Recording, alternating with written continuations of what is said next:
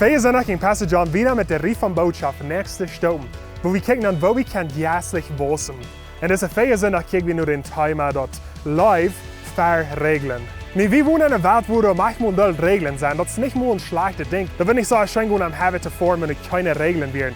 Menschen bloß einmal formen, wo die wollen, so busig ist die wollen, und vielleicht da Accidents geben.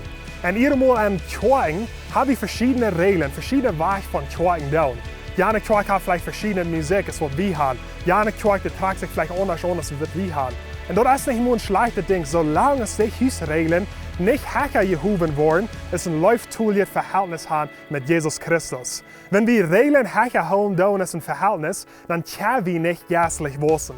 In Matthäus Kapitel 22, Vers 37 sagt Jesus steht, die kommen nur Jesus nicht Frauen haben. Was ist dann der wichtigste Gebot? Was ist die wichtigste Regel? Und in dem Alten Testament, die Israeliten, die lebten unter diesen Regeln, wo die müssen 100% nur kommen, wenn die wollen gerat sein.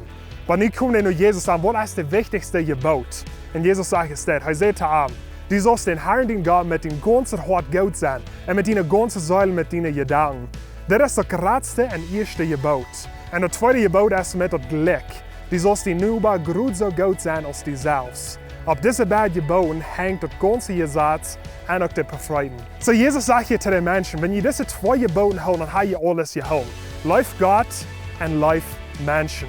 Er sagt hier, dass es wichtig ist, all diese anderen Gebote, all diese anderen Regeln, was für Musik wir haben, was für Kleider wir haben, wo wir verteilen und was für eine Kirche wir fahren. Läuft Gott und läuft Menschen ist das ganz wichtigste Gebot, die sind bad Glück. Aber wir können nicht geistlich wachsen, wenn wir Regeln herholen, als ein persönliches Verhältnis mit Jesus Christus. Wir wollen alle taub wachsen in das. Gott segnet, hat eine gute Weg.